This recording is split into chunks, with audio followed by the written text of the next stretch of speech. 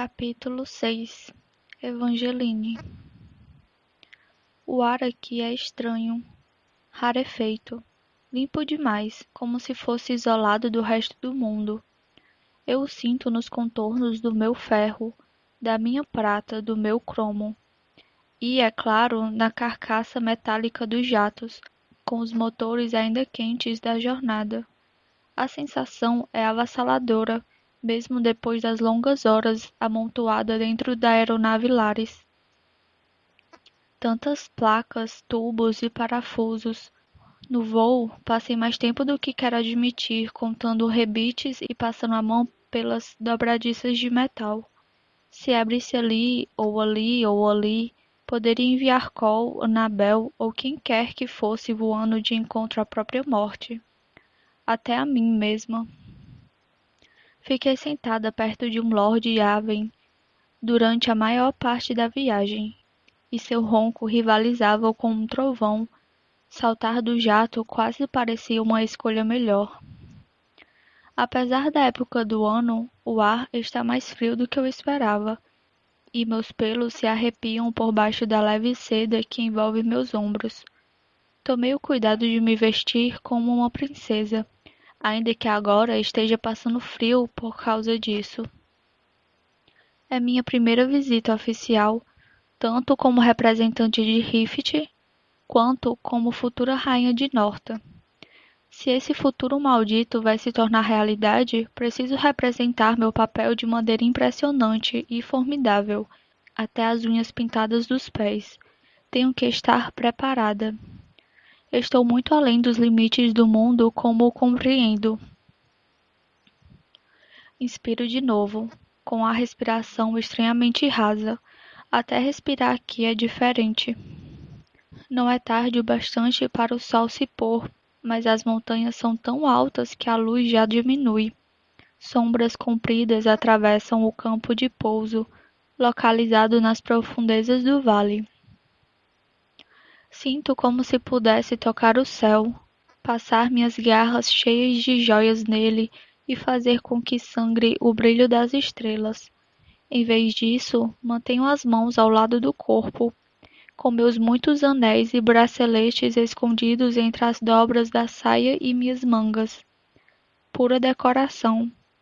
Acessórios lindos, inúteis e silenciosos, como meus pais querem que eu seja. Do outro lado da pista há um precipício. As escarpas esculpidas das montanhas emolduram o horizonte como uma janela. Vejo a silhueta de Cole observando o horizonte, onde a tarde cai em tons nebulosos de roxo. A cordilheira lança sua própria sombra, e o mundo todo parece desaparecer na escuridão própria de Montfort. Cole não está sozinho. Seu tio, um infinitamente peculiar Lord Jacques, se mantém ao seu lado. Ele anota algo em um caderno, movendo-se com a energia nervosa e animada de um passarinho. Dois guardas, um com as cores de Lerolan, vermelho e laranja, outro com o amarelo de Lares, acompanham os dois a uma distância respeitosa. O príncipe exilado olha a paisagem, imóvel, a não ser por sua capa escarlate, que tremula ao vento. Inverter as cores de sua casa foi uma sábia decisão, para se distanciar de tudo que o rei Maven representa. Estremeço com a lembrança de seu rosto branco, de seus olhos azuis, de como cada parte dele parecia queimar em chamas. Não há nada em Maven além de voracidade. Cole não vira até que Mar desce do jato com sua família, e são todos conduzidos até uma escolta de locais. As vozes dos Barrow ecoam pelas paredes de pedra do vale de montanhas altas. A família é um tanto quanto falante. E, para uma garota tão baixa e compacta, Mar tem irmãos surpreendentemente altos. A visão de sua irmã mais nova revira meu estômago. A menina tem cabelo vermelho, mais escuro que o de Elara, sem nada do seu brilho. Sua pele não resplandece, nem por habilidade, nem por um encanto intrínseco que não sei explicar. Ela tampouco é pálida ou sedutora. Seu rosto é de uma beleza mais simples, mais dourada, mediana, comum, vermelha. Elane é única, tanto por dentro quanto por fora. Aos meus olhos não há ninguém igual. Mas, ainda assim, a garota Barrel me lembra da pessoa que eu mais quero e que nunca poderia ter de verdade. Elane não está aqui, nem meu irmão. Esse é o preço da segurança dele, de sua vida. A General Farley vai matá-lo se tiver a oportunidade, e não tenho nenhuma intenção de permitir, mesmo às custas do meu próprio coração. Cole vira para observar Mar desaparecendo, seu olhar fixo nas costas dela enquanto é levada embora com a família. Meus lábios se retorcem diante de sua tolice. Ela está bem à frente dele, mas Cole ainda a afasta, por algo tão frágil e instável quanto uma coroa. Mesmo assim, eu o invejo. Ele ainda poderia escolhê-la, se desejasse. Queria ter a chance de fazer o mesmo. Acha que meu neto é um tolo, não é mesmo? Viro e me deparo com Annabel Lerolan me encarando, com seus dedos letais cruzando à sua frente e uma tiara de ouro rosé na cabeça. Como o restante de nós, fez um esforço para estar em seu melhor. Rangendo os dentes, faço uma reverência perfeita, ainda que curta. Não tenho ideia do que está falando, Majestade. Não me dou ao trabalho de soar convincente. As consequências serão insignificantes, para bem ou para mal. Não faz diferença o que ela acha de mim. Essa mulher controla minha vida de qualquer jeito. Você é próxima de uma garota Aven, não? A filha de Gerald. Annabel dá um passo corajoso à frente. Quero arrancar o rosto de Elane de sua cabeça com minhas próprias mãos.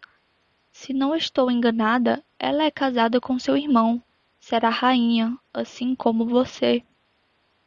A ameaça se enrosca em suas palavras como uma das cobras de minha mãe. Forço uma risada. Minhas relações passadas não são da sua conta. Um de seus dedos tamborila sobre uma junta enrugada. Ela aperta os lábios e as linhas de expressão em volta de sua boca se aprofundam. Na verdade, são sim, principalmente quando está tão disposta a mentir para manter Elane Aven distante de qualquer escrutínio. Uma relação passada? Eu não diria isso, Evangeline. Você está claramente apaixonada. Ela estreita os olhos. Acho que vai descobrir que você e eu temos muito mais em comum do que pensa. Sorriu na sua cara, mostrando os dentes em um escárnio velado. Conheço os antigos rumores a seu respeito tão bem quanto qualquer um. Está falando de consortes. Seu marido tinha um, chamado Robert. Acha que é capaz de me compreender por causa disso? Casei com um rei Calore e fiquei ao seu lado mesmo sabendo que ele amava outra pessoa. Acho que sei como fazer isso. Ela chacoalha 2 dedos à minha frente. Funcionar. E devo dizer que é melhor que todas as partes envolvidas estejam em acordo e saibam de tudo. Gostando ou não, você e meu neto precisam ser aliados em todos os aspectos. É a melhor forma de sobreviver. Sobreviver à sombra dele, você quer dizer? Solto, incapaz de me controlar. Annabel pisca para mim, com o rosto contorcido em uma rara confusão. Então ela sorri e abaixa a cabeça. Rainhas também podem lançar sombras. Seu comportamento muda ao mesmo instante. Ah, primeiro-ministro. Ela vira para minha esquerda, na direção do homem atrás de mim. Faço o mesmo e observo Davidson se aproximar. Ele assente para nós duas, sem nunca baixar o olhar. Seus olhos amendoados, estranhamente dourados, passam de Annabel para mim. São a única parte dele que parece viva. O resto, das expressões vazias e neutras aos dedos parados, parece treinado para se controlar. Majestade, Alteza. Davidson cumprimenta, baixando a cabeça de novo. Por cima do ombro dele, vejo os guardas de Montfort em seus uniformes verdes, assim como seus oficiais e soldados com sua insígnia. Há dezenas deles. Alguns o acompanharam desde Piedmont, mas outros estavam esperando aqui por sua chegada. Ele sempre teve tantos guardas em seu encalço, tantas armas. Sinto as balas nas câmeras. Então as conto, por força do hábito, e engrosso os revestimentos de ferro do meu vestido, protegendo os órgãos mais importantes. O primeiro-ministro gesticula, estendendo o braço. Gostaria de escoltá-las até a capital e ser o primeiro a lhes dar as boas-vindas à República Livre de Montfort. Embora ainda faça seu melhor para não demonstrar emoções, noto certo orgulho por seu lar, por seu país. Isso, pelo menos, eu consigo entender. Annabel lhe lança um olhar que colocaria até nobres prateados no lugar. Homens e mulheres terrivelmente poderosos e ainda mais arrogantes. Mas o primeiro-ministro nem pisca. Isto, ela solta, olhando para os picos sem vegetação em ambos os lados. É sua república? Isto, Davidson responde.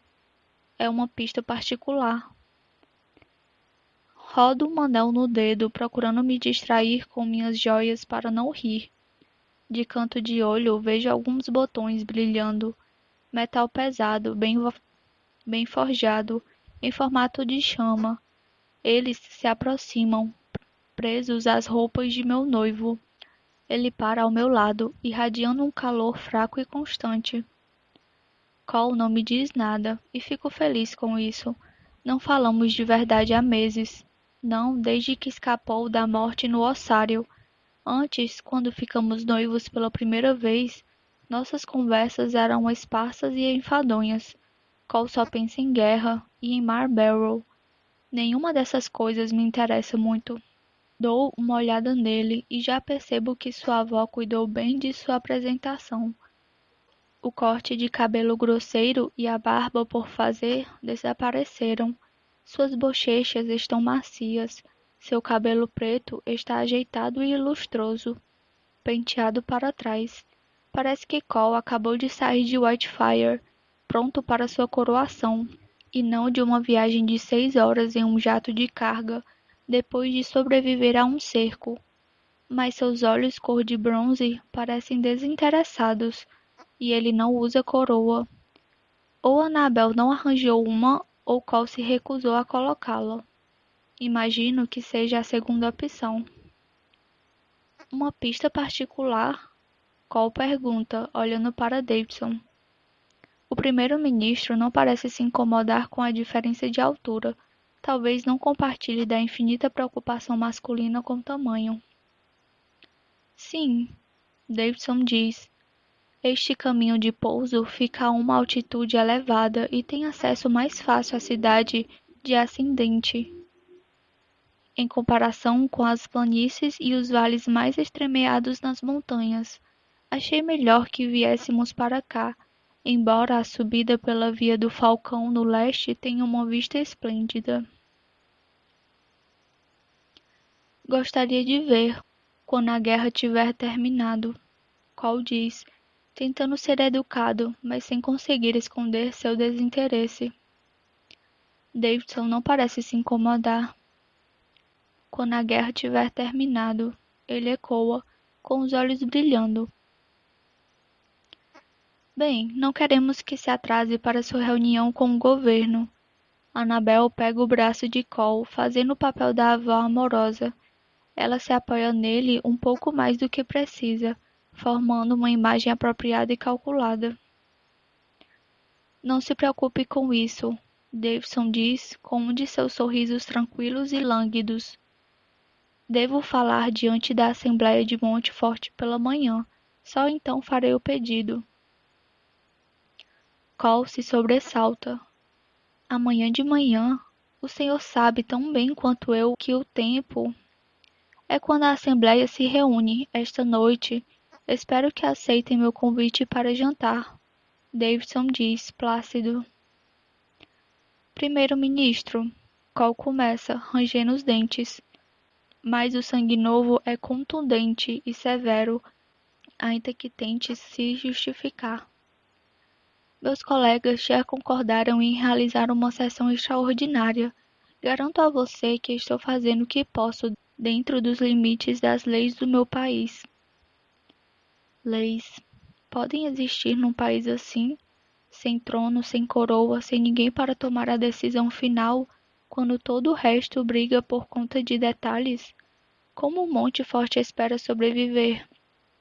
Como pode esperar avançar com tantas pessoas puxando em direções diferentes? Mas se Montfort não puder se mover, se Davidson não conseguir mais tropas, então a guerra talvez termine do jeito que eu quero, e mais cedo do que eu esperava. Então, para a ascendente? Pergunto, querendo sair logo do frio, e para aproximar Cole de toda a distração que este lugar tem a oferecer. Como Annabel já está de braços dados com o neto, ofereço o meu a Davidson. Ele o aceita com uma mesura discreta, sua mão leve como uma pluma na minha. Por aqui, Alteza. Fico surpresa ao notar que o toque de um sangue novo não é tão revoltante quanto o do meu noivo. Ele anda a um bom ritmo, guiando-nos para longe dos jatos e para o caminho que leva à ascendente. A cidade fica no alto da porção oriental da Cordilheira Maciça, dando vista para os picos mais baixos e para além das fronteiras. Prairie desaparece no horizonte, assim como seus limites, conhecidos como terra de saqueadores, onde grupos itinerantes de prateados desligados de qualquer nação atacam quem passa. O resto são planícies vazias, marcadas apenas pelos vestígios do que já foi uma cidade, muito tempo atrás. Nem sei seu nome. Ascendente parece ter nascido das próprias montanhas, construída sobre encostas e vales, arqueando-se sobre os córregos, com o maior rio traçando seu caminho rumo a leste pelos cânions sinuosos. As poucas estradas são cheias de túneis, e veículos aparecem e desaparecem de vista. Deve haver mais abaixo da superfície, esculpidas no coração de pedra dessas montanhas. A maior parte das construções da cidade é de pedras, como granizo, mármore e quartzo, esculpidas em tijolos brancos e cinza impossivelmente lisos. Pinheiros se estendem entre os prédios, alguns mais altos que as construções, suas folhas do mesmo verde escuro da bandeira de Montfort. O pôr do sol e as montanhas banham a cidade com tiras alternadas de rosa-choque e roxo escuro, luz e sombra. Acima de nós, em direção ao oeste, os picos nevados descansam triunfantes sob o céu que parece grande e perto demais. Algumas estrelas adiantadas salpicam o crepúsculo. Elas me são familiares, formando padrões que conheço bem. Nunca vi uma cidade assim, e isso me preocupa. Não gosto de surpresas, nem de ser impressionada. Significa que algo é melhor que meu sangue, que minha terra. Mas Ascendente, Montfort e Davidson conseguiram. Não consigo evitar me maravilhar com esse lindo e estranho lugar. A cidade fica a pouco mais de 1 quilômetro, mas muitos degraus fazem parecer mais. Acho que o primeiro-ministro quer se exibir, então, em vez de pegarmos algum tipo de transporte, ele nos força a andar para que admiremos a cidade em sua plenitude. Se eu tivesse de volta à corte de um rei Calore de braços dados com outra pessoa, não ia me dar ao trabalho de puxar conversa. A casa Samos já tem grande reputação, mas aqui tenho que me provar.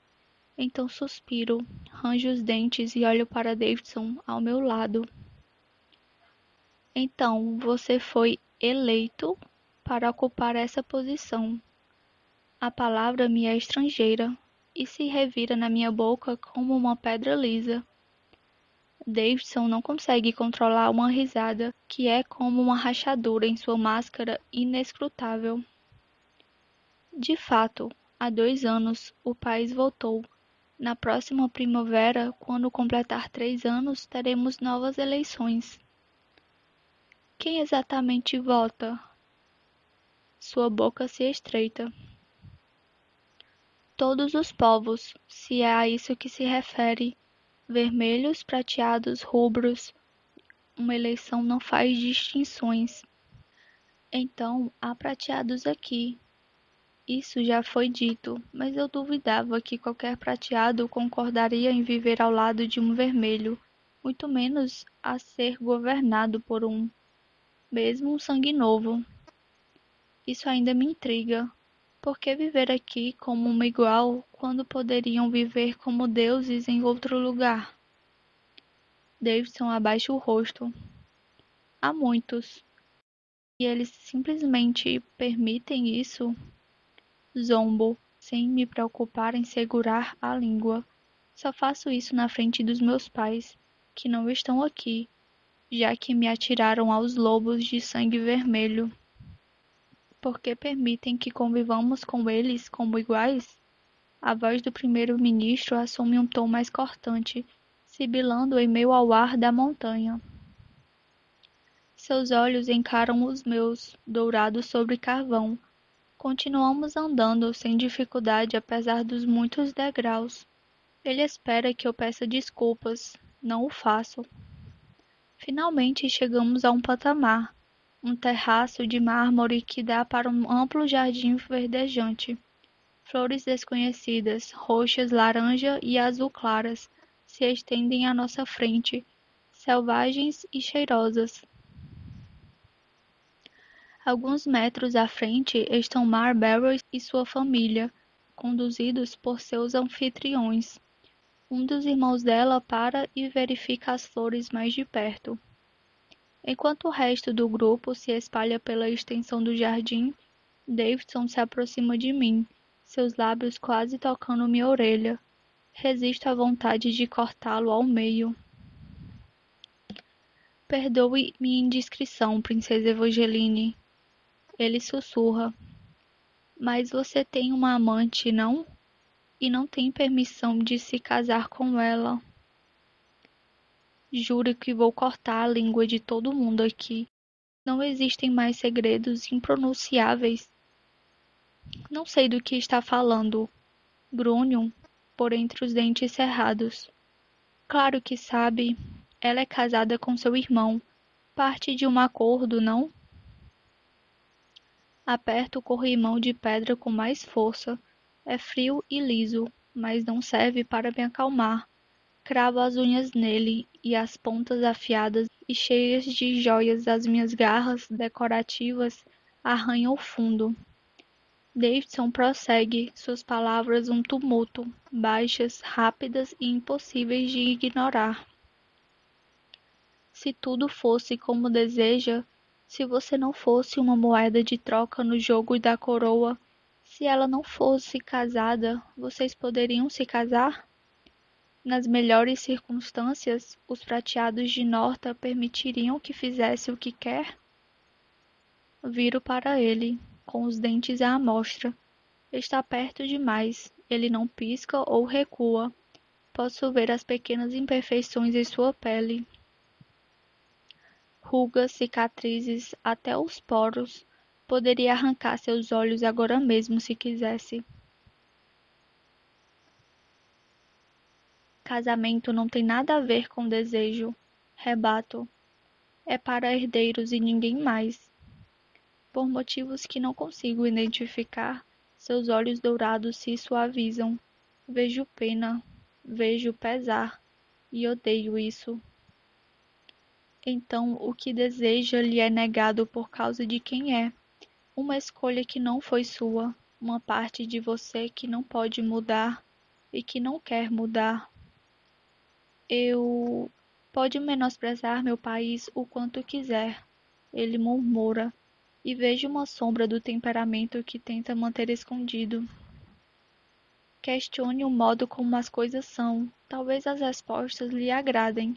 Então ele se afasta um pouco, reassumindo a postura de político. Um homem comum, com um charme comum.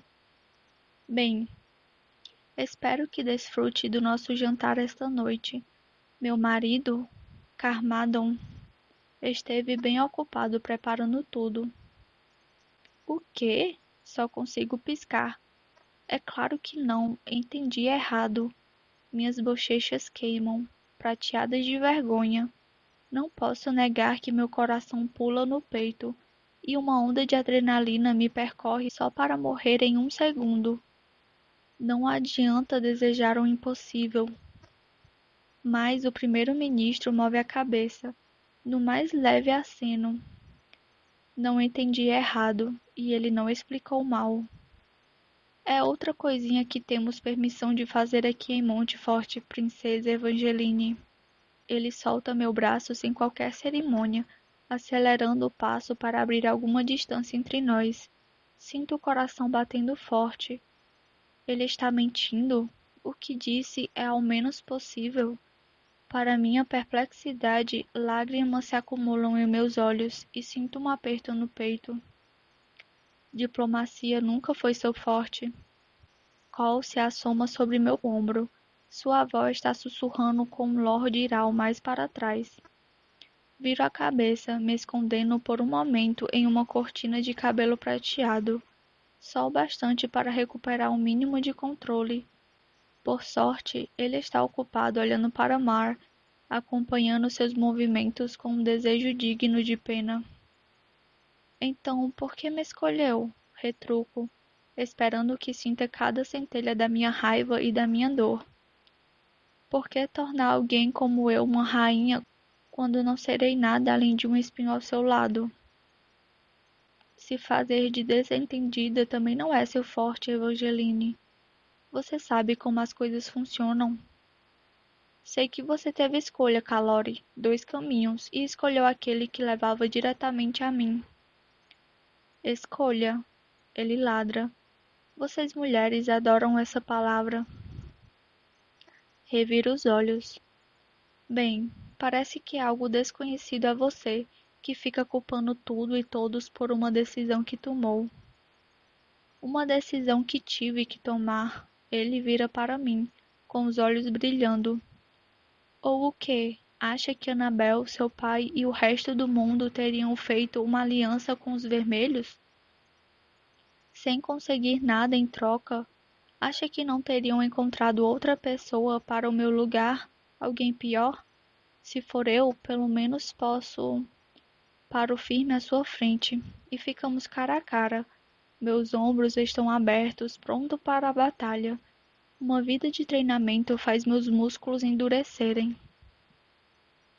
O quê? Melhorar as coisas? Quando a luta acabar, acha que vai poder sentar no seu novo trono, brincar com suas chamas idiotas e mudar o mundo?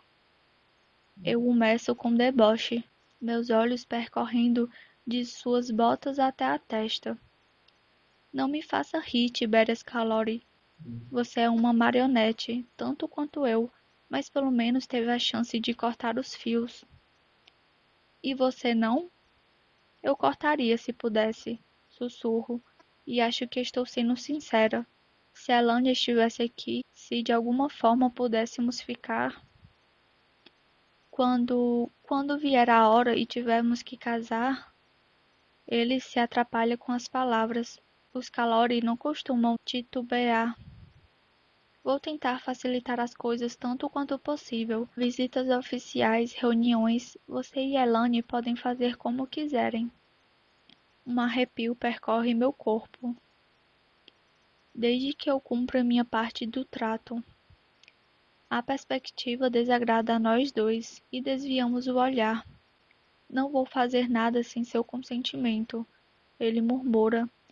Ainda que não esteja surpresa, certo alívio floresce no meu coração. Eu cortaria algo fora se tentasse.